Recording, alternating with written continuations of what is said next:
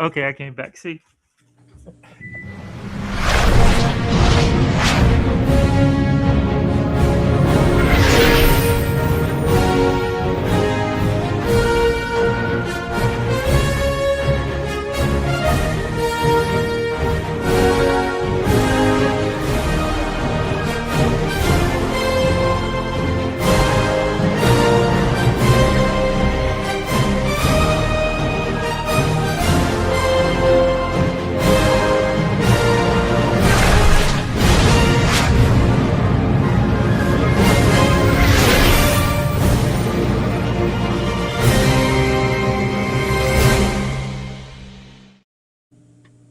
Hello, everybody, and welcome to Silverline Silver Sunday. And I am trying to fix this. For some reason, it won't let me on. Imagine, if you will, it won't let me on Facebook again, and I don't know what's going on. So it says that I can only include 10 URLs. I don't have that many, so I'm just deleting a whole bunch of stuff. Seen a doctor? Yeah. That's 10 URLs. Save changes. See if that'll work here. All right. That looks like it's going live. So hopefully it is. Just hasn't been the same since your teenage son left. It's true. This is You know how to true. work Going downhill. So hopefully that's got everything fixed up. So hello everyone. Welcome to Silverline Silver Sunday this February the 15th. Hope everyone had a good Valentine's Day. I am your host, I'm Roland Man, and I am joined as usual by MilitantGazette.substack.com himself, Mr. Mike W. Belcher. Say hi, Mike. Howdy, howdy. How's everybody doing on this Sunday evening? Doing well, doing well. I am looking forward to the chat tonight. Hopefully it's going to be very illuminating. We are joined by Happy Palentine's Day. It's just Thomas Formonte himself.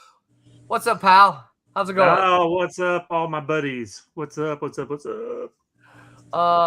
And we are joined by 50% off cover himself, Mr. Tom Mason. Hi, everybody. Welcome. And we're joined by the man of the hour himself, Mr. Phil Russett of Philbo Entertainment and other things. Say hi, Phil. All right, thanks for having me on, guys. Absolutely, we're glad that you're on. We are excited to have you and talk all about this distribution stuff that we are all so very interested. Real quick, is anybody this little vertical thing? Is this what anybody's seeing online? Is it just Tommy and Tom again? Can anybody see that? Yeah, the two Toms have a shadow show going on tonight. So That's right. whenever you see us doing like this, Actually, we're doing a riff tracks, so we're Yeah. Yeah, just don't turn it into Mystery Science Theater, right? Yeah. I'm trying to. I can't even find any of the streams. Where's it on Twitter? My favorite part of the show is the first 5 minutes where Roland struggles with the internet. True. He's just waiting for people to get in the room. That's all. There you go. You know, Sure you don't want to his madness. come out and come back in, so maybe that'll disappear. I don't think that's what it is. Because I have a little button over here that I can just say hide vertical and it goes away. But if it's broadcasting, then I can't. I don't see it broadcasting anywhere. Let me go look at YouTube. Well, I go to YouTube. It's the five of us. Okay, well then that's what we want then. Yeah. All See, right. what Tom didn't tell you is that he and I are doing a separate show at the same time. So, We are. Tom, what do you want to talk about? Let's talk about distribution. Let's talk about just A subject you and I know nothing about. not much. I tried it didn't work. Hey, Victor Medina sees all five of us. All right. So anyway, news for the week. What's that? Mike, you've got some Man in the Mask news this week, don't you? Yeah, Man in the Mask number 6 came out on, or at least it's starting serialization on the MilitantGazette.substack.com. By the way, if And you guys didn't know, that's free. that's free. It's you may have to do it page at a time unless you want to buy a print copy, but it's free. Ain't no paywall. No paywall. No paywall. No Get over passwords, there nothing to and- defend. Get over there and read Man in the Mask because it's free. And I would like to think also because it's entertaining, not just because it's free. I see it online. I love the art style. I love the whole premise of it. It's what comics are supposed to be, in my opinion. So I agree. kudos to I you. try my best. Yep. Yeah. Yep. And this is the second part of a two-parter. Yeah, it is. It's it's definitely a new thing for me. I wanted to make sure I followed up and made it as strong as the first part, and I'm really happy with the results. And I won't always go on a limb saying you're guaranteed satisfaction, but I think you'll enjoy it. Yeah. Also one of the few father-son comics. Yes. Unfortunately, this time he didn't have the time to color it, so I had to carry that little one myself. But, it's awesome. He's fired. It's a good reason he's doing his own thing. He's He's doing his own comic.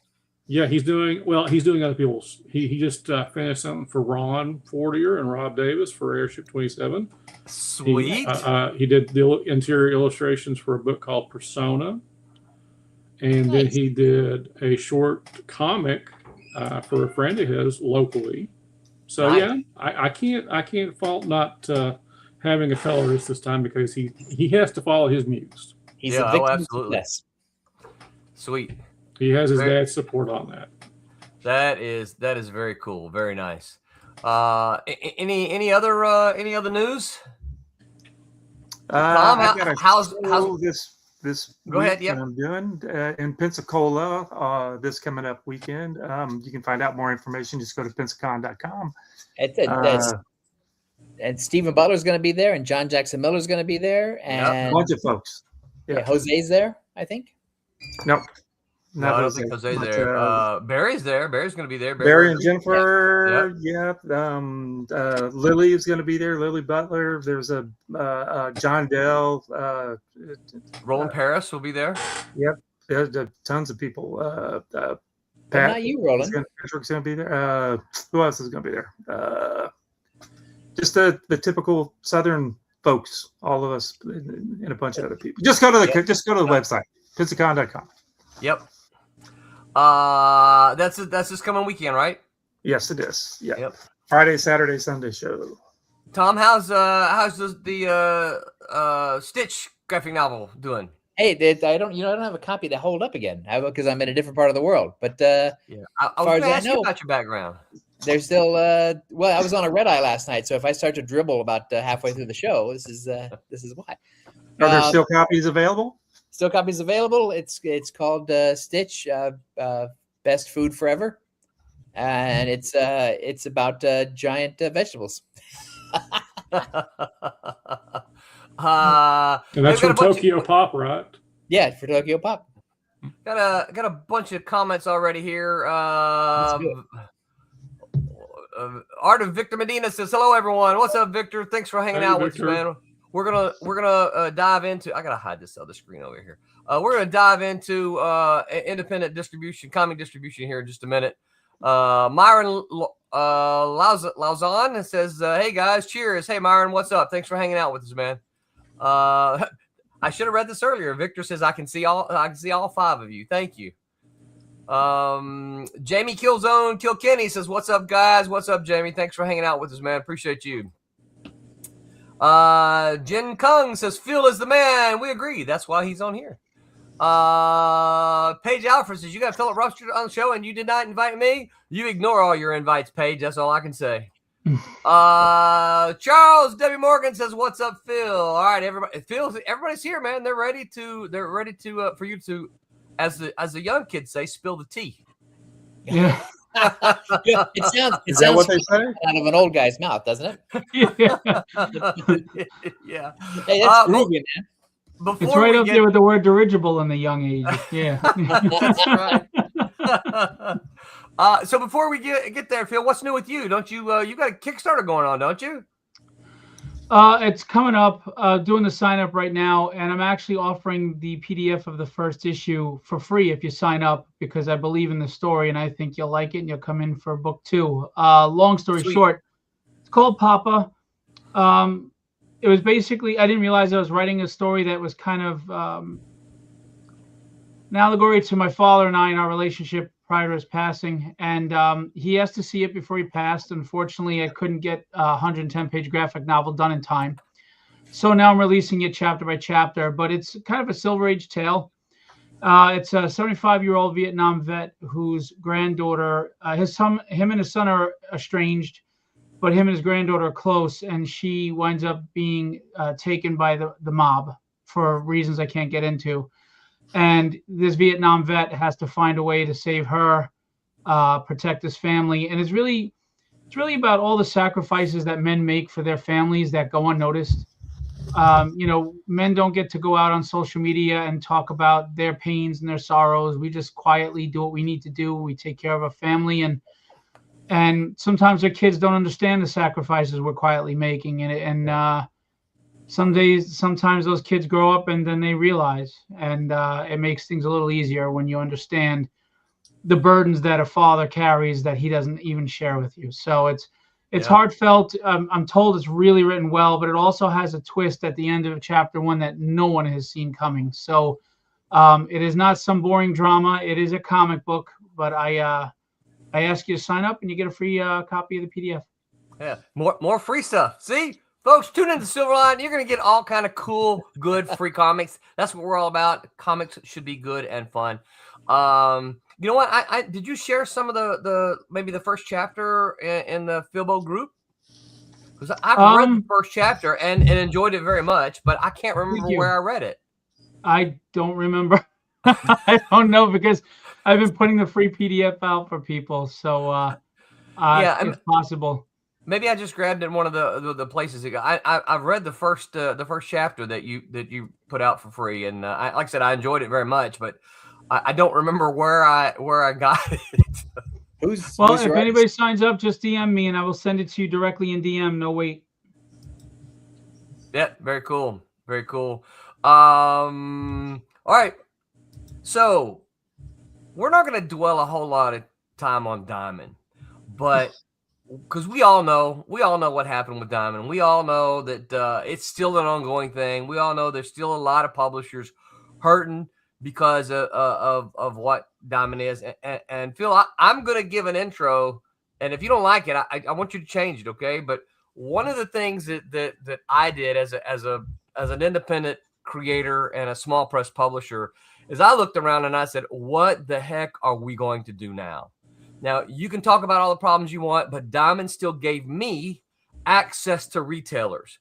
I did not have that on my own. I do not have that on my own. And so when all of this was happening, my thought was like, I don't know what we're, because, a Kickstarter model, it's generally not sustainable. Yeah, of course, there's people who do it. Yes, we can always think of the exceptions, right? And we don't do the booby books, right? That are always gonna, get 20,000 backers over on Kickstarter. Right. We don't do those. We make traditional comic books that you think of. And so I was like, I don't know what we're going to do. You can ask these guys. These guys can. I even probably said that, from pulling my hair out. I don't know what we're going to do. I don't know what we're going to do. It's like guys sitting at the bar going, "Oh man, what are we going to do?" Well, I mean, I have no ego. I approached Roland. I said, "Hey, Roland, I'm doing this. Are you interested?" Because first of all, I loved what you were doing with Malibu, and just the comics you put out are what comics are supposed to be, and that's really what I want to nurture. Thank you. You mentioned the NSFW, and I don't think that brings new readers. So we need readers to sustain. So you were like one of the first people I thought of, and I reached out to you and said, hey, you're interested. And I'm sure there was skepticism because I'm new and who the hell am I and what am I doing? So I'm all about proving myself, and I will. Well, and of course there was skepticism, but I'm like, you're gonna try to fill a gap that Diamond left. Yeah, I'm in because without Philbo, again, we have no access to retail. I don't know that you're still working, you're still trying to get, it's a big uphill battle, right? And I know Tom can the other way. Tom remembers the days, and I remember the days, when we had 12, 13, 14 distributors in the industry, and we did just fine. Yeah. Right? There was competition. I don't remember. Competition's healthy. Yeah, I think so. Yeah. So what made you decide I'm going to go do this crazy thing? Well, I'm glad you admit it's crazy because I mean, some people act like I just started a lemonade stand on my lawn. This is this is a lot of work and it's crazy. So like everybody else, I'm a small publisher that puts our heart and a passion into the work, and we do professional level work. But unfortunately, it's an industry that it's a who you know. It's there's a lot of gatekeeping. A lot of people try to deny that, but the fact is there's gatekeeping. I mean, even Diamond itself would determine if it felt your art was good enough to sell. And I'm a mailman. Let the free market decide that. You know, I don't like the gatekeeping. So I'm a fighting Irishman. I just want to get in the ring. You know, I don't. Life is not a spectator sport, and I'm not going to watch everybody else get their chance at the title. You know, if I get knocked out, at least I know I gave it my best. I can live with that and move on. But I was watching constantly how the industry just isn't giving chances to quality publishers and books. And Kickstarter is a wonderful tool, but it's an echo chamber. It's limited, and it's not. And it was abused. It was being abused as a distribution system for small publishers because they didn't have a direct market outlet. Yeah. So I heard rumblings about Diamond about a little over 2 years ago now, and I was like, you know, I was talking to my brother and about my frustrations. He goes, "Yeah, but you're the type of guy who just goes and freaking does it himself anyway. So what are you crying about? Just go do it." And I was like, well, crap. All right. That sounds like an Irish brother. Yeah. So I started accumulating. I'm not going to divulge it. I found a way to accumulate a legitimate North American list. And it took 80 hours of work. And it was tedious and laborious, but I did it just for Diamond to go down and then release the damn list anyway. But which confirmed for me though. And then next thing I know, when I heard rumblings of when they were going to announce their bankruptcy. So 3 weeks before they announced their bankruptcy, I announced Filbo. I knew they were going under, despite everybody thinking or hoping that they weren't. So I announced I had the infrastructure in place. I was ready to go.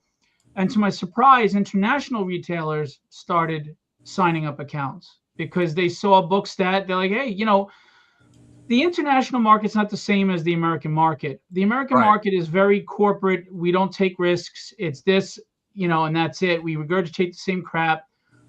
But the international market, like Italy, Sweden, you know, Australia, they like new stuff. They take chances on new things. So they looked at what I was doing like, oh, okay, if we can figure out the shipping, let's do it.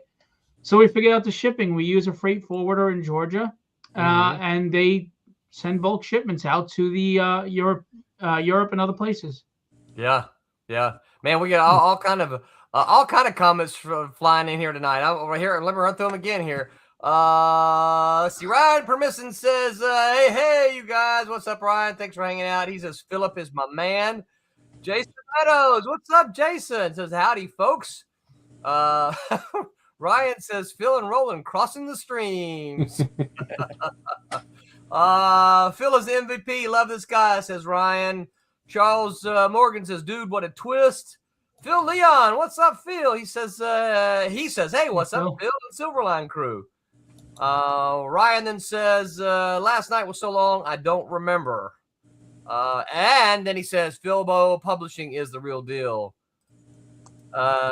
Kev is wide. Where's Keviside? Keviside. I like Keviside. Keviside says, howdy, folks. Jason says, Roland's been making comics for like 70 years. I resemble that remark. Ryan says, Phil is a man of his word. He's Batman. Then he says, the Filbo Revolution. Phil Leon says, hey, what's up, Silverline crew and Phil? Art Victor Menino says, Phil and Filbo Entertainment doing fantastic work. And Kleber Souza Lima says, hey, what's up? Good night. I think good night doesn't mean Tommy. Tommy's laughing. He's from Brazil. He's actually an artist on one of my books. And what he's saying is, I hope you're having a good night. He's saying good morning. Yeah. Not goodbye. Yeah. Right. He's a wonderful human being, a fantastic artist, and I love working with Kleber. I highly recommend him for anybody on their book. He's just no ego. He's on time, very affordable, and really gives you his best. Can't say enough about him. Yeah. So I I just have wrote all his kind name of down. I have all kind of questions, and I'm happy to ask them, but I don't want to dominate immediately. So, Mike, Tommy, do y'all have any questions that you want to zip in before I get on my roll? I don't, because I want to see where your roll goes. Okay. All right. Yeah, exactly. So what? So when you got this idea, what were the first obstacles that you had to overcome to make distribute? Because you were already publishing. Filbo Publishing was already a thing. You were making comics. Tragedy is yours. Tragedy is what I'm familiar with. You were making comics. So what were the obstacles that you had to overcome to make distribution a reality? Well, the first thing is, of course, getting an accurate and functional list of retailers, and then, of course, the relationship with the retailers is the most important thing, because they're the front line. They're the ones that I'm trying to bridge the gap between publishers. Right. And that's an ongoing process, of course. We have Right. almost 600 signed up, and we're getting signups every day, and I'm talking constantly. What is and their then- chief? What is it? Because I know you're doing this. I know that you're going out there and talking to them, and I know that it's an uphill battle.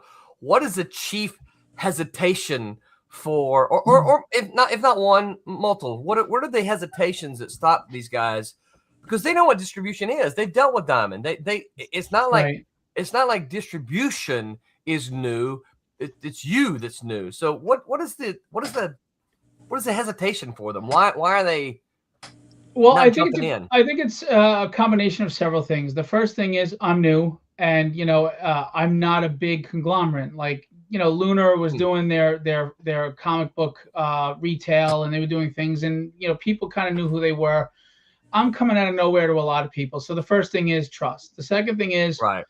it's small press, and there is a stigma on small press that I can't order a lot of those books. They're not going to sell a lot, whatever the case may be. So without having larger publishers on board with me, there is, again, it's a trust factor that I have to earn. Yeah. Also, in light of, Diamond's model worked great when they were the monopoly, right? Yeah. I mean, Yeah. but once it started to fragment and there was competition, and Lunar took DC, and Marvel went to Penguin Random House, and Diamond didn't have the larger companies to subsidize the lesser sales Right. and things of that nature. And then you combine that with unpaid invoices because they give a net 60 or a net 30, and they're giving 50% discount and free shipping. You're hemorrhaging money at this point. And it's just not a sustainable model unless you have everybody.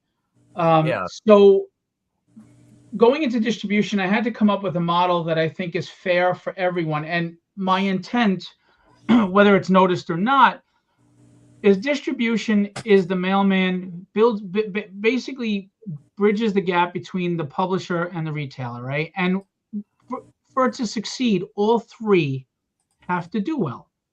Right. It's just that simple. And I have a long-term vision of things. I don't believe in making money off of you. I want to make it with you. So, we give a 40% discount to the retailers, and some of them want 50%, but they're not buying in bulk. If they buy in Right. bulk, they can get higher discounts. But if you're only going to buy 4 issues, I can't give you a 50% discount. It's just not how wholesale works. And we do a prepay. And I think the combination of those two things, some of the old school guys are a little reluctant. They don't like prepay. But, our orders aren't in the, $5,000-$6,000. So it's not unmanageable. But at the same time, the publishers get paid much sooner. And there's no risk of your inventory being lost or not getting paid out or waiting 90 days. And it's just a model that is fair to everyone and Right. protects my distribution. Because if your money is in an escrow account here, ready to pay out to the publishers, then I know at the end of the day, my money is there too. And I can Right. continue to do this. I've talked to retailers. We're looking to do some things coming up, but we had a big announcement to make. Unfortunately, that didn't work out, but I'm moving forward with it myself anyway, that eventually I'm going to announce. And it's going to be big, and it's going to allow us to help make the terms a little friendlier to stores, but we will stay prepay. Yeah. And then the other thing I think is I'm kind of asking them for a net 30 because we are small press. A lot of the publishers are not offset printing because they can't invest in that kind of print run and then have that inventory just sitting there. So Right. I give the publishers 30 days to send me the books, and then I ship them out on that third month. We have a 60-day order window. And, you know, just like how Diamond was 3 months out, we are too, but we do it in a way where it gives more visibility to the smaller publishers. You're in that catalog for that 60 days. You get a full page for each book.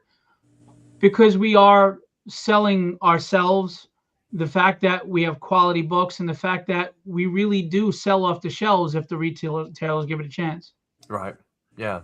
What about so I gotta admit, you know, because you and I had some conversations and I'm like, I'm in.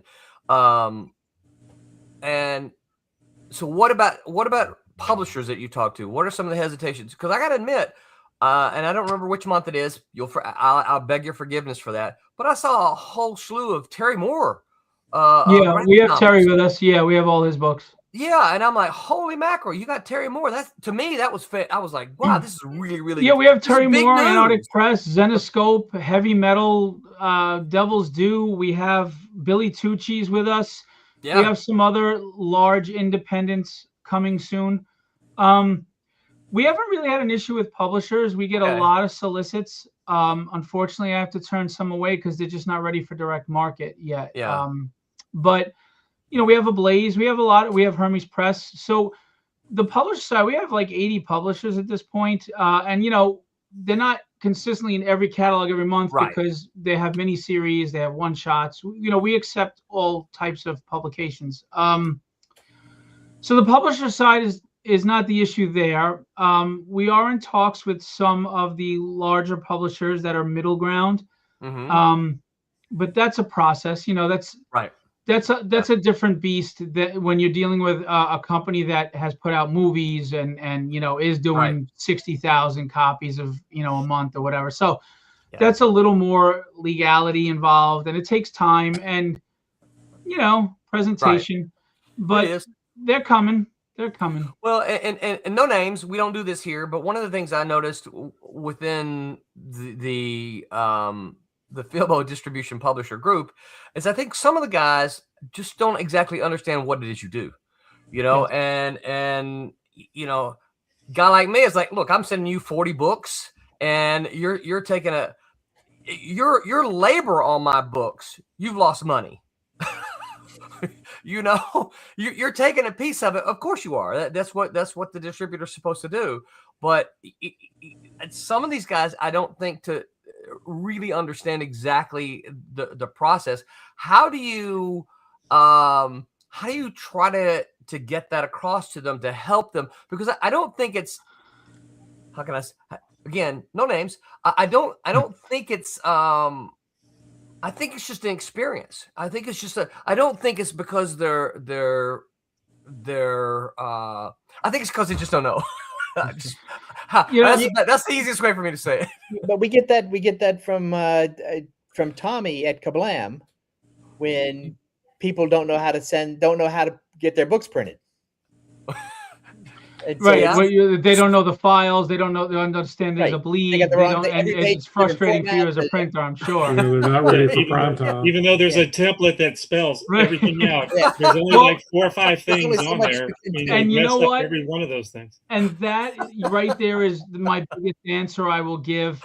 And I'll try to stay politically correct because to give it context, because Roland's been in the industry and he's knowledgeable and he understands it, I think I've vented a little bit more on Roland than I should have. And Roland's very understanding because I love all the publishers that work with us, but some of them, absolutely, they only know crowdfunding. They don't understand this. But it's more of not understanding what direct market is. I think it's more of they don't understand the importance of it long term. Like Right. everybody wants instant gratification. They don't understand that things build and you build Right. over time. But the other issue is what Thomas was talking about with printing. They don't take the time to read Right. and pay attention to what's being told to them. And then you get frustrated because you have to tell them 4 times. And then they get mad at you, like, who are you talking to? I'm like, I'm sorry, but this is the 4th time I'm telling you this. So I think it's attention span. I think it's a lack of knowledge, but mostly a lack of vision. You have to have vision in this industry. You have to understand that this is not, your profit margins on floppies are so minuscule Right. that you have to have a long-term plan, and you have to learn to change that long-term plan. And I think these guys are just used to putting up Kickstarters, getting whatever their money, putting up their posts on Facebook, and whatever happens, happens. And that's not what direct market is. And that's not the opportunity afforded you here, that I don't know if they understand the scope of that. Well, and I also think the advantage that we have because we're small is we can make decisions and change just like that. Well, Right. I can give you here's my answer today. Something happens at the end of the day, my answer is going to be different tomorrow. Marvel DC can't do that. Right. That's the thing. You really have to be you have to be nimble. You have to be able to pivot Right. when the things change out from under you. You can't sort of be so locked in. It's like, no, this is the way it has to be. It's like, no, things have changed. Right. It's your Well, job. I mean, like Roland, you've seen me. I do things other distributors wouldn't bother doing, whether it's the free cover on the guide or it's giving you a full page free book. But also, I go in and I suggest things, and they're good ideas that would go over well. And then it's like crickets. Nobody jumps on. I'm like, what are you doing? Resources as well to the group. You have a list of retailers that you're like, hey, here's your opportunity, you guys. Reach out to these retailers. And of course, I don't know how much they've used it. I have my own list, probably from similar sources. But I send them something once a month. And that's the thing, like, people would say, oh, well, to email blast that many, the price. I'm like, well, why don't you just email blast 10 a day? Yeah. Just take 20 minutes and email blast 10 stores a day and rotate and just keep going around and develop relationships. I mean, I gave you a list. Here's the beauty of Gmail, right? If you're not using Gmail, you can schedule that thing. Right. And I do more than 10 a day, but you can't do 2,000 because Gmail will go, no, you're spamming people. We're not going to let you do that. But you can do 500. You can do a goodly amount and spread it out every other day and you'll be okay. I've even offered, send me talking headers and I'll send them out with your book orders. Yeah. They make a big difference. I've said, give me I flyers. haven't done that. I need to figure out exactly what it is, but I can tell you, I can give you an example perfectly. Okay. So real quick, I don't want to go too far off course, but there was a Texas store and she was in one of the distribution, Plan C distribution, one of those. And she said, listen, small press sells. And she said, I'll give you an example. I had a store in Texas.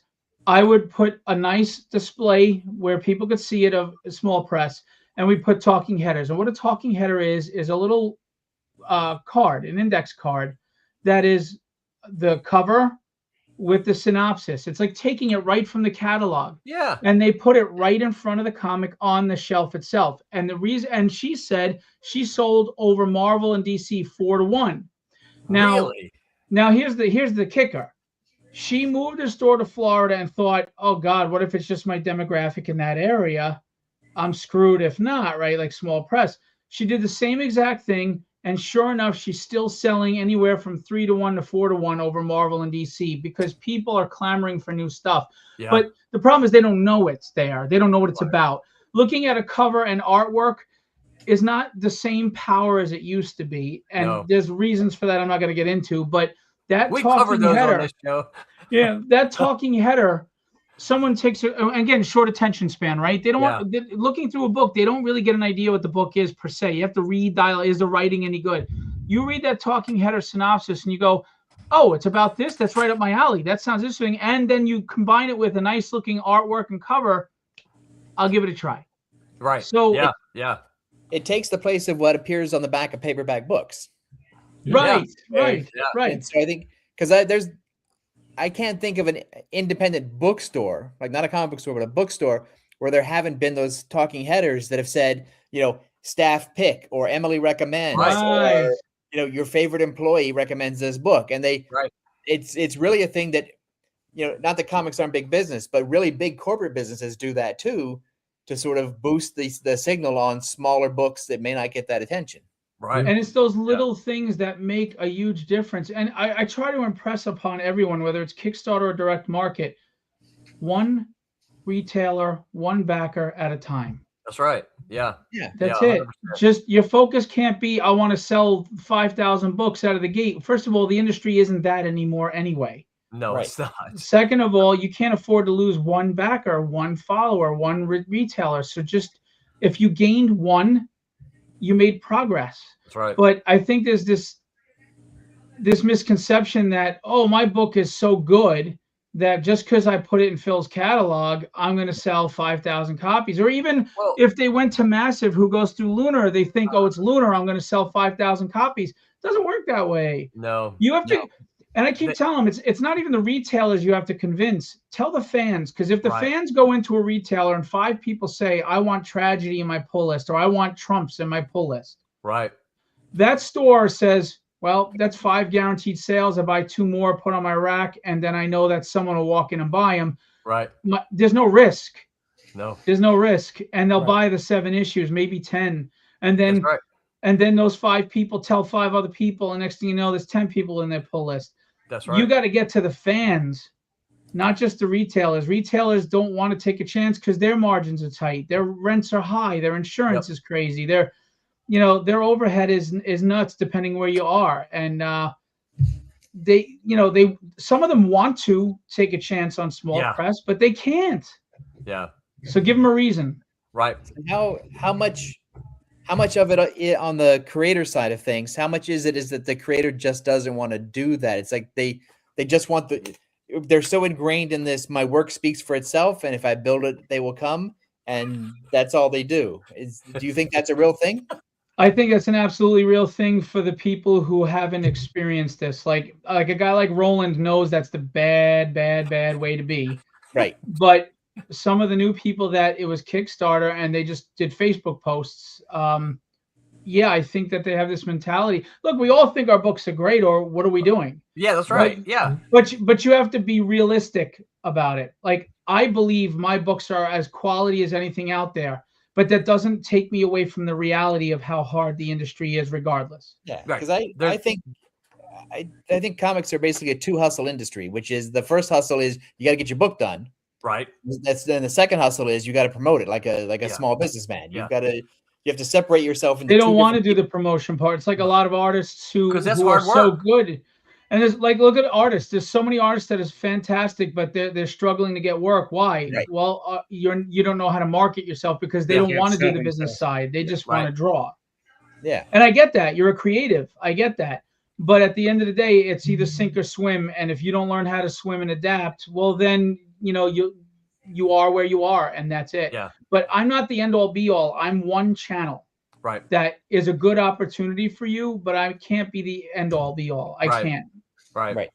Yeah. Hey, look, check this out. Hyper Potato. What is up, Hyper Potato? I haven't seen you in a while. We have missed you. He says 80 publishers. That's impressive. And then, of course, we can always depend on Hyper Potato to say, like and subscribe, kids. And as Hyper says, please do like and subscribe. Jason Meadows says, need a guy to do your pre-press for you? He does all my pre-press. He's amazing. And he's my letterer. Oh, there you go. Tommy likes him already. And that's right. And Jason's got his own book too. So and by the way, Tommy, I'll tell you now, Jason, first thing he does is go to the website, see what your specs are, and that's how he takes care of the book. Period. You know that our template is. Ooh, we got a rainstorm coming through. So if I shut off, I'll jump back on if the power goes. I pushed it down your way, Tommy. I think it did. Yeah, no, actually, we've got a system that we're fixing to launch that's going to be like an online pre-press thing. So Nice. Well, see if it's, hold that thought and see if it's nice after they launch it, right, Tommy? Oh yeah. See, it's going to be a nightmare. We'll see. The dog likes it, and that's all that matters. That's right. I know. Hold on a second. I'll be back. Jin Kung says that Jin. He's referring to how many years. He said you're doing 70 years. I know. It's not really. I realize this is really white, but I'm not even 70 yet. So just don't pay any attention to him Yet. Yet. That's right. Hyper Also, says Roland is a man. No, Hyper, you rock. Roland's just 35. Comics ages a man. That's right. Nicholas Gear. Is that who I think that is? Nicholas. Hey, man, good to see you hanging out with us. Make mine Silverline. You are absolutely right. The relentless tin soldier. Hyper says, don't make Tommy mad. Get your bleeds up to spec. Yeah, don't be putting double page spreads on the wrong pages. Yeah. So what have been your biggest? So this is, you just put out the 7th catalog, right? 8th. Ninth catalog. The 9th is March 1st. Okay. Nice. And people said I wouldn't last 6 months, so nah. Yeah, right. Is that what you really wanted to do, or was it? Yeah. I'm keeping it PG. I told him it was a PG-13 show. So yeah. What have been again, no names? What have been a couple of your biggest challenges up to this point? We'll get to the next ones, but what up to this point? With publishers or retailers or no, just the whole thing. The whole thing. So I know you've got someone helping you who's been fantastic. Oh yeah, Maura Powers is my product manager. Some people think she's my wife. She is not. She lives in North Carolina. She's married to Rob Powers, who's an artist. Anyway, so real quick, a little tale. I had someone else starting up the website, and this person apparently did not understand distribution as much as I kept trying to get them to understand. And the site was just not ready and up to par, and we were coming up to the first catalog, and I was pooping a brick. And I know Maura for a long time now. We had worked together before, but she kind of went her way doing her thing. I went my way, and I was like, you know what? I gotta call her. I need her to rescue me. I need her. And she came in, and she did the whole website, the catalog pages, the CSV data sheets, the POs. She has been the absolute backbone of everything here. I may have put the infrastructure into place. I may be the owner with all the risk, but if I didn't have her, this wouldn't even be happening. Yeah, she's awesome. I will say that. You need a good IT person. Yeah. Oh, she's amazing. She's so much more than that. And I try to explain to her, it's not just her competency and her efficiency. She's trustworthy. She has never let me down. I mean, there was one day she was vomiting sick, and the catalog was supposed to be up the next day, and she wasn't done. And she sat there with a bucket at her table, making sure that catalog was up. I told her, if it's late, it's late. Your health is more important. And she goes, no, this is small press. They're already not taking you seriously enough. I'll be damned if I'm going to make this thing late. So, I'm the beauty. I think you're right on the brains, but you're not right on the beauty. But and she's phenomenal. I could not do this without her, and I'm very grateful for her. And I don't think some people understand how important she is to this whole operation. Yeah. No, I've had, I've communicated with her privately a few times, and she's just been awesome. She's been fantastic. And she's got a better temperament than me. I get my Irish up, forget it. But she's much sweeter. I mean, if I had to tell you something 2 or 3 times, now I'm barking. Yeah. Roland laughs at me all the time. He's like, I don't know, man. I do. I try not to, but I do. I don't mind. I get it. It's funny. Yeah, I get it. So I have a question that ties into all of this. So how did you learn the distribution business? Well, it's funny. I'm a convention runner. I'm a publisher, writer, editor. I was an art rep. I did everything in the industry except draw to learn all the different aspects and who needs what. I also have retailer friends, and I worked with them and helped them through retail, doing retail side. So just over the last 8 years or so, just absorbing, learning, talking to those who know, respecting that I don't know everything. And even when I think I know, I probably don't know. Constantly growing. For example, when I brought Maura on, I didn't even realize about the data sheets that you have to fill out so the retailers can upload to their point of sale systems, because they can't manually put in hundreds of different titles. Yeah. And she knew, because she had done similar work for a retailer who was ordering from Lunar and Diamond and all this stuff. And she said, I have to create a data sheet system for you. And I'm like, what the hell are you talking about? I mean, I would have fell right on my face.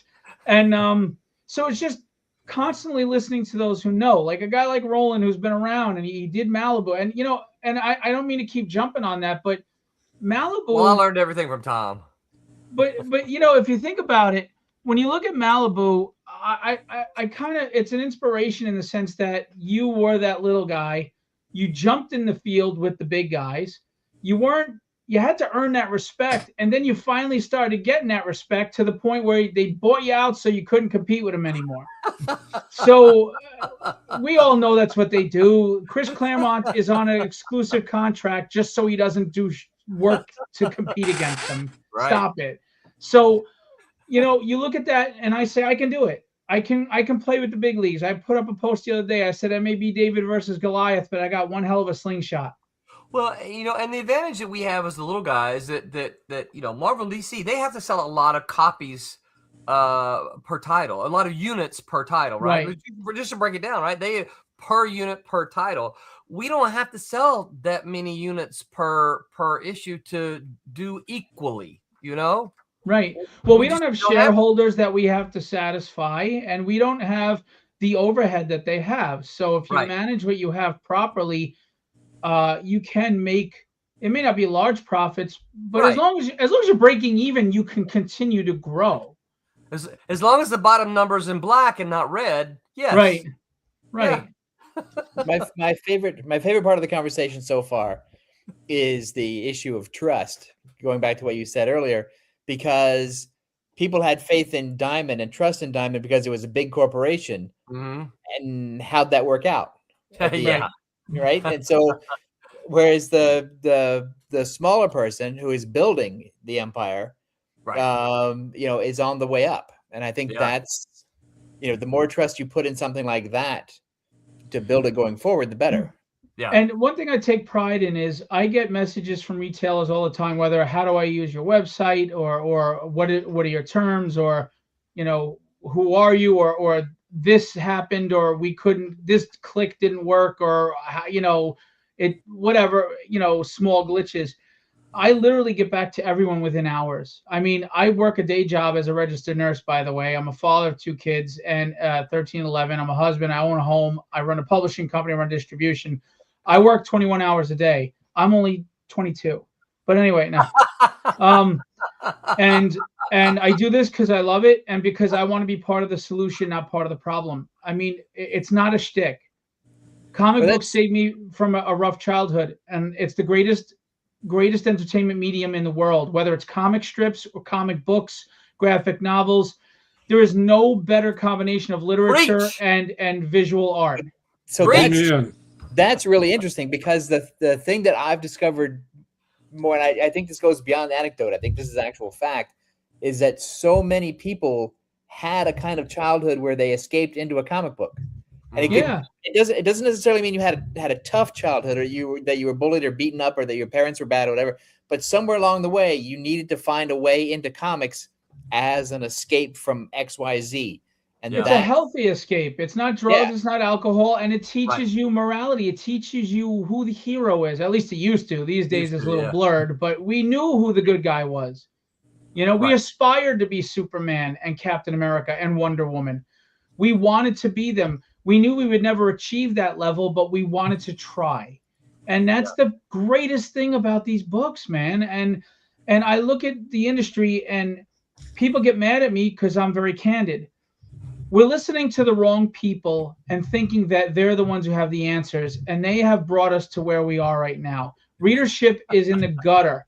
Collectibles, everybody's a collector now, and and as much as I love collectors and they are keeping things afloat, they're not enough for longevity because collectors are picky with what they buy. They may like a cover that Mike did this week, but if they don't like the next cover, they're not buying it. But if they love Mike's story and they love reading that character, then they're going to stay. That's right. And that's how Chris Claremont had 17 years on X-Men. That's right.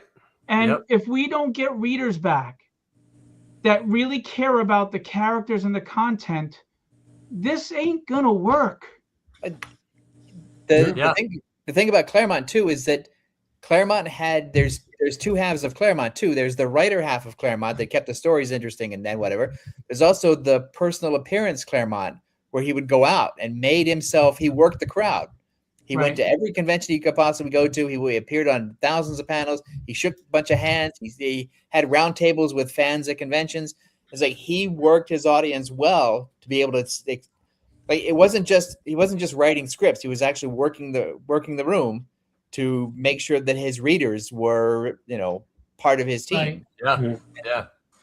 I mean, I just, like I said before, I love this medium so much, and it's given me a lot. I want to give back what I can, and I really think that there's a lot of grifters destroying this industry. They just don't want to work a day job, and they do the blind bags and the NSFW and all this bullshit, excuse my language, that is killing the industry. It's killing long term in the industry.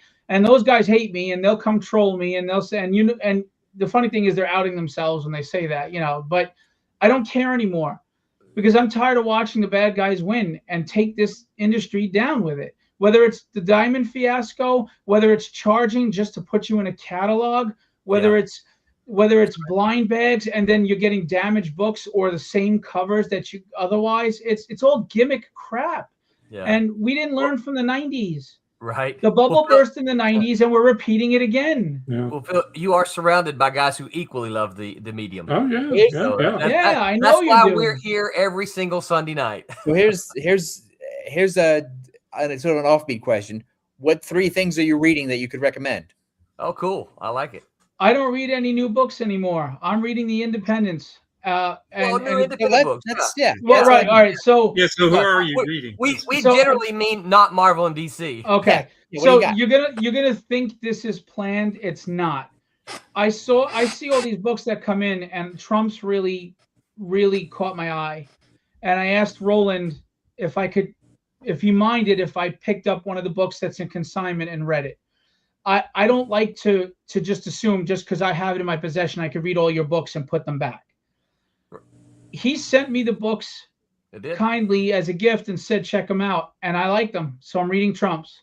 Cool. Well, I'm reading a book I read a book that I really love called Rabbit's Badass Song from an independent who does Kickstarters. It's a really good book, again, but nobody knows about it. Right.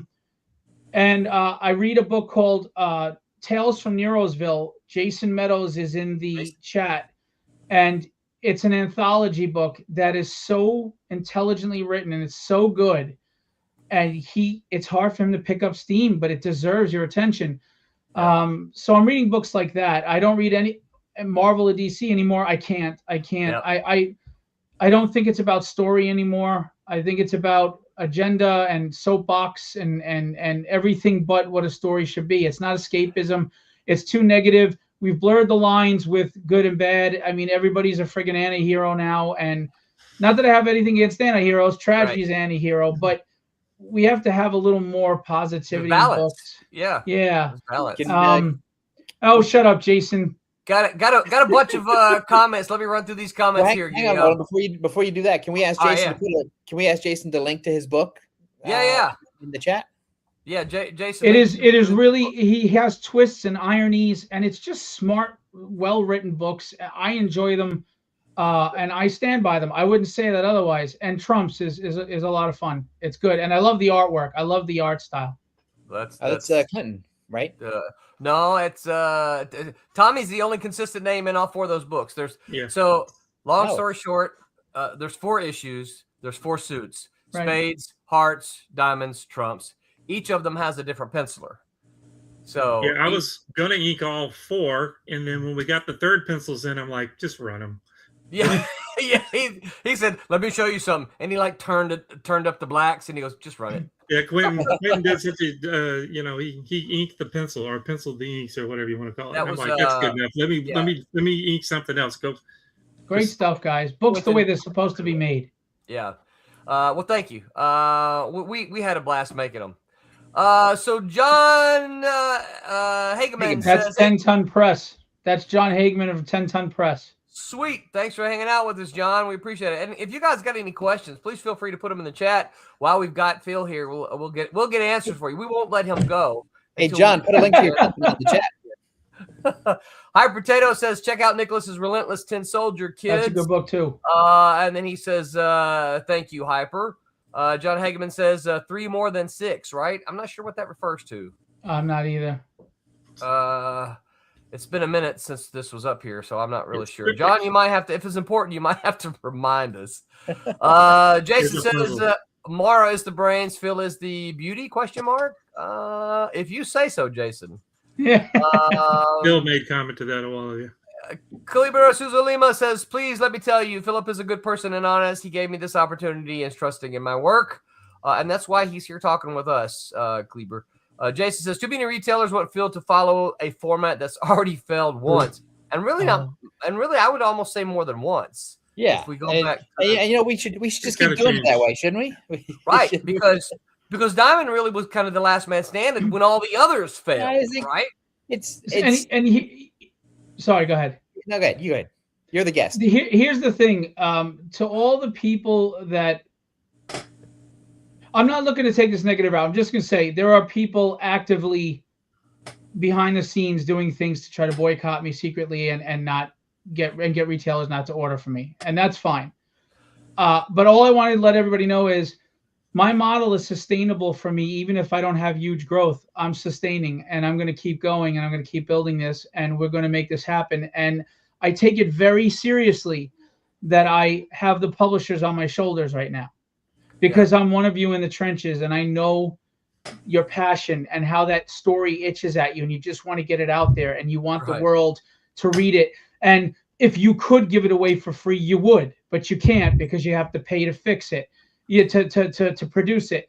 And I know that passion that you have. I understand that desire. And I also know the frustration of if people would just give it a chance. I mean, Jesus, you watched She-Hulk and that sucked. Could you please just read my book? And I get it. And I take it very seriously that I have you on my shoulders at the moment to the retailers. And that's why I do get kind of my Irish up when you're not doing what you need to do, because I'm like, come on, guys, I'm rooting for you, but you got to help me help you, you know? Yeah. The thing is about the old ways versus the new ways, and we should do things like we've always done them and blah, blah, blah, is that at every flexion point in the industry, the new thing has come out of nowhere. You can look at, we talk about this all the time. There's been Bone, there's been Cerebus, there's been Wendy Pini's ElfQuest, there's been all this stuff up. There's Image Comics came out of nowhere. It's just all these things. Everything that people grab onto has been new and different, and you shouldn't really just be afraid of it because people are doing something a different way. Yeah. Well, the irony is they keep feeding the machine that they're complaining about. Right. Yeah, that's right. Yeah. You're not beating me fast enough. Yeah, I mean, you're investing in all these blind bags, and then you're complaining that they're not selling or they're trash books in those blind bags, but you keep buying the new blind bag, or you complain about a new guy like me, but at the same time you're complaining that Lunar doesn't do bubble wrap anymore, or that Lunar's messed up their catalog, or you can't get anybody on the phone, or whatever, or that you're not making any money. Like my biggest fan, I say that sarcastically, is always writing blogs about how he's not making any money, but you want to keep repeating the process. I mean, isn't that the definition of insanity? Right. It's like that. It's like that old joke about restaurants. The food here is terrible, and the portions are small. Yeah.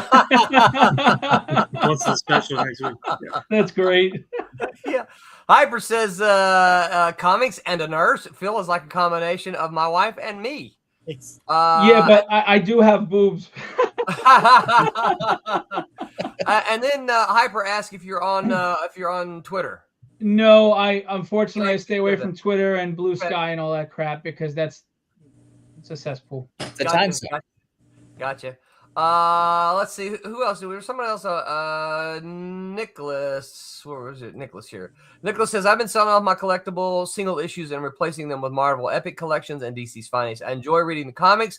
I don't have to own that expensive paper." Hey, Nicholas, make sure you post a link to your work as well. Tin Soldier. Relentless Tin Soldier. Yeah. We want to. I did a crossover cover with Tragedy with him a couple of years ago. It was connecting covers, Tin Soldier, and he like Colossus. He was throwing her like the fastball special. Nice. And I own the original art for both. I bought the other half from Nicholas. And oh, nice. Yeah, nice. It's done by Eric Ninotowski, who's really cool. Also, Matthew Krecky, author, my supernatural mystery comic, The Night Slayers, has 22 followers on Kickstarter. Matthew, post that link. Maybe we'll get you a few more followers. And by the way, another thing I've offered to people is if you have a Kickstarter going on at the same time that we're going to be soliciting that month, I charge a very low fee. It's just to cover my labor. I'm not even making money off of it. We'll take solicitations from you and put them in the packages going out to all the retailers about your Kickstarter. If you have a retailer tier, maybe it helps you. Maybe it doesn't. I don't know. But some small flyers. Again, I charge a small fee just to cover my labor because I have to pay somebody to fulfill. And it's a chance to market and get out there. Yeah. So, I'm trying to help as best as I can, everybody I can, while, obviously not losing my pants. Yeah. So we talked about some of the challenges you've had. Looking forward, as you look forward with Filbo distribution, what are some of the obstacles that you see that are coming on that you're like, go here's what I got to prepare for. Here's what we're going to have to do this. What are some of those things you see? Well, I do want to. It's tough to answer that question because Roland, know what's in the works, and I can't announce it yet. But right. I'm working on something right now that will make the retailers feel a little better as far as their terms, incentives, things of that nature, and offering things that are no longer part of the market that used to be offered, like returns and a physical catalog, and better discounts. The one thing I'm not changing is the prepay, but so I'm working on those things. The biggest obstacle is actually correcting itself right now. Yeah. By doing this for 9 months now, the hundreds of retailers that took a chance and worked on us, and to those people, I don't know if they're watching, thank you. Thank you for taking a chance on a new guy like me with my change of terms. You're buying books. We have a store in Texas that they spend $6,000, $7,000 a month on us. So thank you. Without you, we couldn't do this. We all appreciate you. Yeah. Word of mouth is spreading. The retailers are telling them, no, Filbo's, my books are coming on time, and he's taking care of us, and his customer service is great, and they're reliable. And then, of course, the books are selling. Yeah. So they're coming back every month. So they're telling them, and you know what? These books are selling. So that alone, the word of mouth is spreading from retailer to retailer, and it's garnering that trust that I have to earn. And I've had some retailers say, we're waiting a year to see if you make a year, and then we'll start supporting. It's kind of weird. It's kind of weird because if you support me, I'll make it a year, but I'm making it a year anyway. I don't care if I was losing my pants. I will make it a year and a day just to say to hell with you. 366 a day. I'm out there. Yeah, you're damn right. Oh my gosh, you guys, the comments are just flying here. We can't keep up with them. Jason says, "Oh shucks." David A. Scooter says, "Trump is a great read." Thank you, David. Very much appreciated. Jason says, "You can get my books through filbodistribution.com and follow Knuckle Supper Studios at facebook.com/KSS Comics." John says, "You bet." Andrew Henry says, "Stop reading Marvel and DC for long years now. Hated their forced agenda and their ideology. Started with Image and Dark Horse, and now it's all Indian manga. We love the all Indian manga. That's all India is what we're all about here. And I can't even the comments are scrolling here. He was talking about the 6-month deadline before. People were saying I would make it 6 months. Yes. John, okay, there John you go. from Yeah. 10 Ton Press, by the way, great books. He does a lot of rock band books like Tool and Slayer and stuff like Cool. that, if you're into that. John is another one that has seen firsthand some of the things that have been done to me. John has been the calming effect on my Irish. Everybody needs one. Look, Yeah, I'm a straight right? shooter if you haven't noticed by now. So John is a great guy. 10 Ton Press is another company that you should really pay attention to. They work hard. They put out quality content. He cares about this industry like we do. Yeah. And he deserves a shot. And Yeah. I really wish people would pay more attention. Yeah, a lot of these other links. Thank you, Hyper. Hyper has posted a lot of links to the comics and the Kickstarter links. Thank you. And so that's I'm not going to put all those up here, but I just want to make sure that shout out to Hyper for doing that. Hyper is always taking care of us. He's our favorite potato. Yes. He is our favorite potato. So let's see, what did I just ask? I asked if the future obstacles. So it sounds, so it sounds like you're bullish on where the industry is going, at least from your end of the business. Like you seem to be moving in an upward trajectory steadily. And we were growing 20% a month prior to the holidays. Then the holidays were a little slow, but we were making 20% growth per month. Which is good. I mean, because we hear all the time from a lot of our negative friends that we're doomed, and Right. we're not. The more you sort of peel that back, and the more you actually talk to real people who work, it's some people are not working and some books are not selling, but in general, we're in an upswing, I think. I think I think that what we're seeing, because we do hear a lot of that we're doomed, but we also hear a lot of this is the best month ever. And, Right. and of course, we've said before, like, is it? Let's see some receipts. I think the important There's a lot thing of is- number fudging. People are full Yeah. of crap in this industry. Absolutely. Yes. Well, we were talking about one the other day. I can't remember exactly how long it was when they said that floppy sales of floppies rose and the graphic novels declined, and we're like, and You know what? They're taking Absolute Batman, and they Absolute think Batman. that one book is the solution to everything, and But it it's is not. not. Right. Yeah. But what I absolutely think is 100% true is we are in the midst of a change in the industry, and Yes. it's what is it? We don't know yet. I don't think Well, so. Also, we know that in any change in the industry, somebody gets burned and left behind. Mhm. Oh yeah. That's It's painful. And that's the grifters, and that's why they're clamoring, and that's fine. Look, Yeah. I really believe the comic industry will never die because there's just too many passionate people in it that will keep it alive. I believe that. And just like when everybody said it was going to go digital, I said, no, it won't. CGC would never allow that, first of all. Right. You're losing millions and millions of dollars with CGC grading if you go to digital, and they're too influential, and they're like, nope, not happening. So things change and evolve, and I think a renaissance is coming. I believe that. And I want to be on board for it. And if I can contribute, I want to.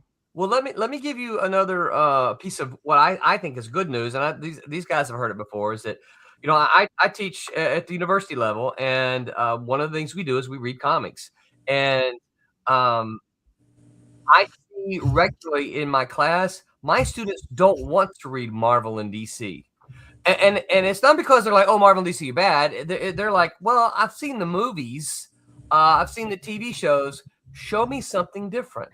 Right. They want to see. They embrace the independent comics. They embrace manga, right? They want to see something that's not Marvel. And again, it's not for a hatred of Marvel and DC. It's just because they see it already. It's not new. Well, after 1,500 issues of Batman, what more can you write about Batman? Right? I mean, we love the character, but I mean, it's been there, done that. But right. And the other thing is, with the indies, we are not beholden to shareholders and corporate interests. Like, we don't have editors telling us, like Mike is like, I'm doing what I love. I'm That's writing right. the comics I love. I'm drawing the comics I love, and I hope you come along for the ride. That's right. So that passion comes through every page. That when you look at that book and you read that book, and I personally love the art style. I adore it. And I sit there and I look at the book and I go, man, this is what comics are about. Yeah. And I think people are susceptible to being told what to like. Wizard did that throughout the 90s. Yeah. And they don't have that guide anymore. If we had, and by the way, I'm working on that too. If we had a magazine that, you know, yes, it talked about mainstream, but it also did spotlights on these indie books and told you it's out there, guys, just go get it.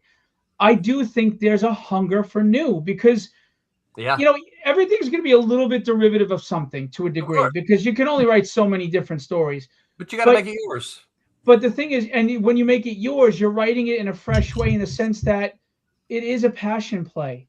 And people sense that. And you see the kid in Mike, you know, not only does he look like he's 17, but you see the kid in Mike, you know, writing this book and you feel that love for comics through the book and that energy. And you can tell there's no socio-political message. There's no corporation going, no. The editor's saying, no, you can't make that character Asian. You have to be this, you know, or you can't do this. You have to do this.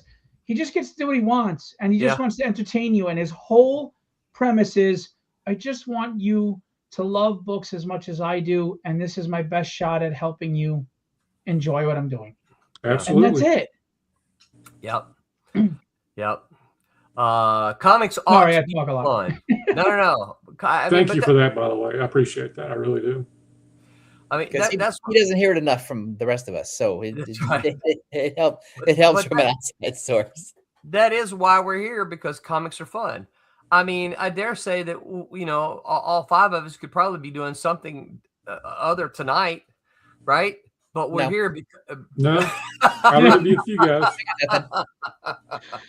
No, if I'm not doing this, I'm in the other room drawing my comic. Yeah. I was doing that before. We're here because we love comics. We love the medium. We love the format. We love the stories. We love the characters. We want to see it survive. We want it to thrive. We want it to be, you know, here for as long. I want it to be here for people the way it was for me. Right. And I still try to find it anywhere I can. Yep. One day a week was like Christmas every week.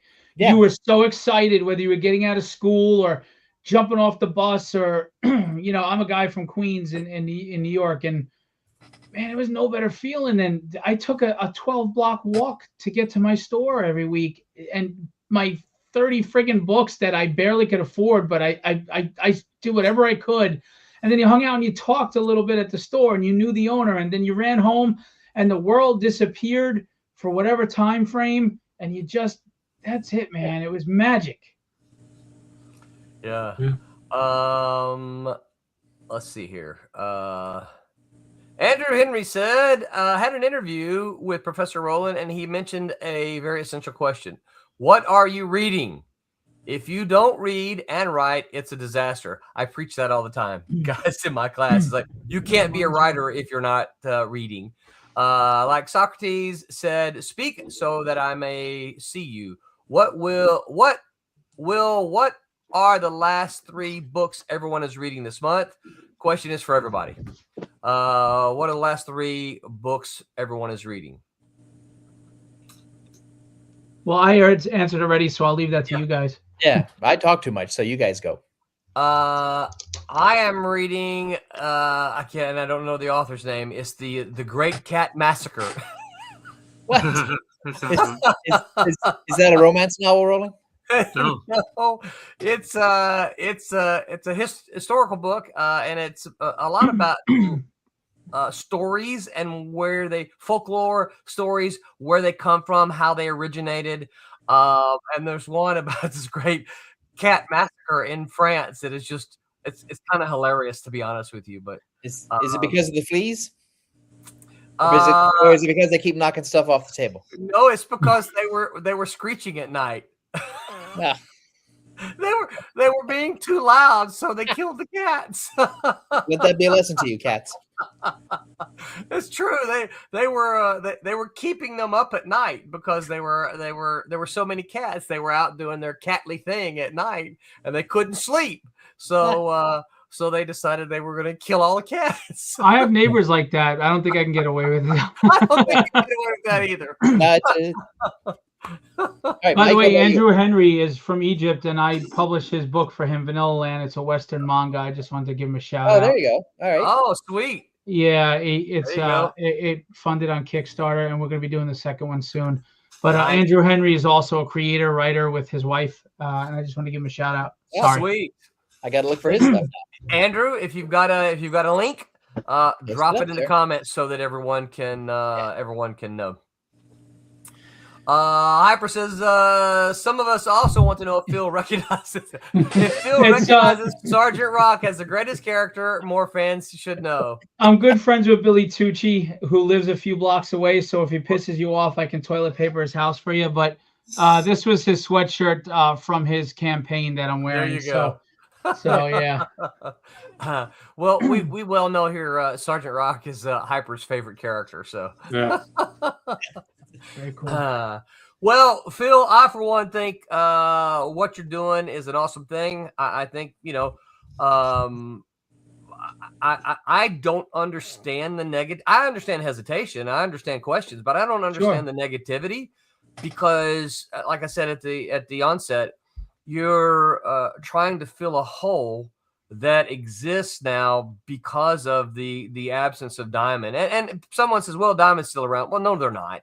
No one's getting comics through Diamonds anymore. No. So yeah, they're not around. And I don't think, for me personally, anyone who loves comics, I don't see how they could be, again, skeptics, sure, inquisitive, yeah, but negative, why? I revel in being the underdog. I grew up on Rocky. I'll be standing when the bell rings. Don't worry about that. I revel in it. It's a chip on my shoulder. The more you doubt me, the more I'm going to catch you by surprise. I'm good to go. You should go to Philly and do a TikTok of you running up those stairs. Yeah, yeah, and passing out halfway up, right? Well, Yeah. That won't be such a good message after all. The beauty of you social medics are on the media way. is you can stop and cut, right? You can fix it in post. You can, Be scooting your butt all the way Mara down can the do it steps. for you. That's right. Well, Phil, it's I been have great, a chance, great Jason. hanging with you. Yes. I I've got appreciate you guys I've got a having me question. on. Yeah, Mike, ask. Yeah. Like I said, I've been building an inventory for Man in the Mask. If when I'm ready to bring it to you, are we looking In a heartbeat. you know, Don't your even ask. In a heartbeat, distribution? Mike. through Just your reach out to me. distribution? Do you have, can you have backlists that people will be able to order back issues as the books come? I know you got the new stuff in the catalog, but do you have backlists and All That catalogs is stay a up. great question. Should Mike start with issue 1 or should he put Yes. them all up? Start Yeah. one. Start with Yeah, that's number what I would one as a do, new yeah. solicit, and then we keep all the catalogs live for reorders. We never take you down. There's no Okay. time. There's no shelf life for you. We want you to win. Yeah. Period. Yeah. So it doesn't. As long as our website can handle it, we keep all the catalogs up. Every one of our catalogs, our first 8 is up. If you want to go back to, like, if you were in catalog 1 and they're only catching on by issue 6, I want them to be able to, without a question, just go over and order number 1. So they Right. can the jump back catalog, and see 2, that 3, 4, catalog, 5. click the order button from there and throw it in the Yeah, cart. but we Yeah. would put you in as a new solicit, and Right, then yeah. you'd go into reorder and stay there, and you wouldn't even have to ask. You wouldn't even have to submit. Just tell me. Okay, Yeah. that's what I was curious about. And also, if I wanted to do like retailer incentives, trying to figure out ways you guys can kind of. Sure. Yeah. Okay. As a matter of fact, we call it the free pull. We have our free comic book day, and we have books in it, and we have the graphic on the website, our free pull. So we do free comic books, for the event. We do ratio variants. We do retailer incentives of all different kinds. We're there, man. Whatever gets publishers to be successful and gets these stories out, I'm all for. Yeah. Okay. All I say is you just have to be on time. Late books are death. Yes. Well, I think Absolutely. And sorry, that's the reason I content haven't done again. anything like that. Yeah. So Yeah, this is and good. I hold consignment inventory if you need to. And in the contract, which is non-exclusive, it states that you own that consignment inventory, and upon written request, it is to be returned to you within 30 days. There we go. Yeah, Yeah. that's good business. That's No one's. I'm not there's trying other to hurt companies that anybody. don't do that. Is that? Yeah. What's that? Just as a point, as a note, on our last Philbo order, we had a couple of reorders. Awesome. So yeah, I think someone, I don't have it in front of me here, but I think someone wanted Trump's 2 and 3. I think. Yeah, and the thing is, again, because we're new and growing, when retailers start to trust us, now they're looking at the catalog to order, and they're going backwards to see what they missed. So that's another reason why we did this, is because we knew that, look, I didn't know if I was going to have 20 people, 30 people ordering, or 5. Yeah. We have about 100 or so retailers out of the 600 that order regularly. But there's another 500 that may start coming on board over the next 6-7 months. I want them to have access to your books. So, and this is a question that for you, Phil, but it might also help Mike. Is it, do you keep track of the retailer incentives that work so that you could recommend them to somebody like Mike who's just coming up? Yeah. And basically, if Mike says, I want to do A, B, and C, and you say, well, no, we've done B and C and they suck. What you really want to do is A and D, because those. Well, again, when he gets his purchase order, he's going to see the sales himself to say, you know what, cover B did not move, but cover A sold, quite a bit. So he'll get that data for sure. But Roland, to tell you, I have very candid, open relationships with all the publishers. We talk about how to make things better. I even came up with an idea of, look, if we did a large, thick book that was 6-page previews of everybody's book in there with a cover, and we all chipped in for the print, you all chip in for the print run, and I do an offset printing of 3,000 or 4,000, you could probably get that book for 30, you'd be each paying 30 cents a book. Yeah. I would then not only disseminate that to all of the retailers, I would also have extras for you to take and sell at shows for like a $2.99 thing. You make your 30 cents back, you make a little profit, and you're getting your book out there as part of this kind of anthology preview. Right. And I think Roland and 3 other people sent me pages, and nobody else was on board. I don't know what to tell you, but I'm constantly coming up with ideas to reinvent the wheel, get people out there. Look, rising tides raise all ships. That's right. I can sit here and I can be a middleman grifter like all the others and try to milk guys like Mike and Roland and Thomas for as much as I can get, pick the bone off the carcass and move to the next carcass. But that's not sustainable for anybody, not even me. I mean, why do I want to keep finding a new carcass? It's real simple. I build a healthy, fair relationship with the publishers and the retailers. And I say, Mike, I'm going to take a fair percentage. You're going to make a fair percentage. I'm going to help you grow your business. Because the more books you sell, the more I make, the more we're both happy. It's it's like a marriage, right?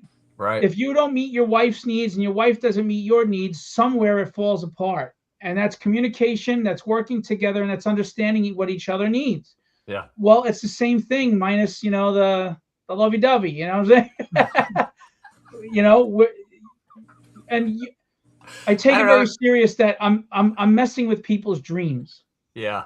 I think you can see from the chat the number of creators who have weighed in positively about how about how their books have been treated by Philbo, and the creators who've worked with you, how they've been treated by Phil. And Absolutely. I think that speaks volumes. So yeah, it does. It does. And as someone who's with you, I know it's an uphill battle, but I'm ready. I'm there. Let's go. Let's do it. I don't get tired. I don't get depressed. I don't get down. I get angry. I get motivated. The more you try to knock me down, the more stubborn I get, and the more I'm going to stand tall and tell me what else you have. I'm sorry. That's how I'm built. Clearly, you're younger than me, because all of that for me, but I do get tired.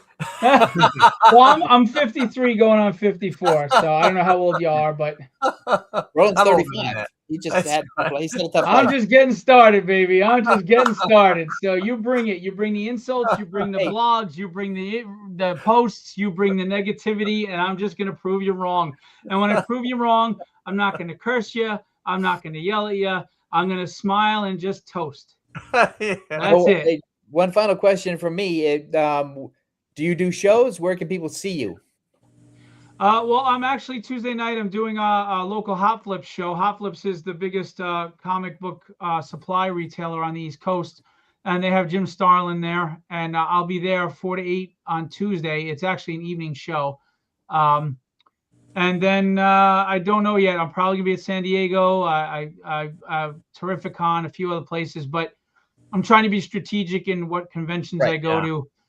Because right now the biggest thing is building this infrastructure and getting this taken care of, and then I could be a presence. Because until I'm actually a presence that someone cares to know about at a convention, I'm dumping money out the window that I could be putting into this and making it better for the public. Also, it's a time suck as well. So it is, yeah.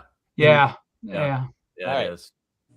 Cool. All right. Tommy's going to be at Pensacon this week. Go see Tommy. Any other appearances this week, guys? I'm going to wander around WonderCon at the end of March. Okay. Very cool. So people can find me if they know. Yep. All right then. On Tuesday, that's Silverline Show on Tuesday. We'll talk with guest John Holland. He's got some good books too. He's a good indie creator. John has been writing comics for a long time. He's worked with publishers from Fantagraphics to Antarctic Press. That is Tuesday, February 17th. On Wednesday, the Whammers are going to talk 90s comics trivia. The most extreme, awesome, and exaggerated decade in comics goes under the microscope, and the Whammers must test their might against an onslaught of 90s trivia. Categories include comics, characters, companies, and industry in general. That is Wednesday with the Wednesday Whammers. Next week, Tommy will not be here. What? We're going to talk about what is, and I should, I wish I had thought about this before scheduling this. What is too cartoony for comic books? Oh, man. I may see if I can. I may see. I'll have to check. Move that around.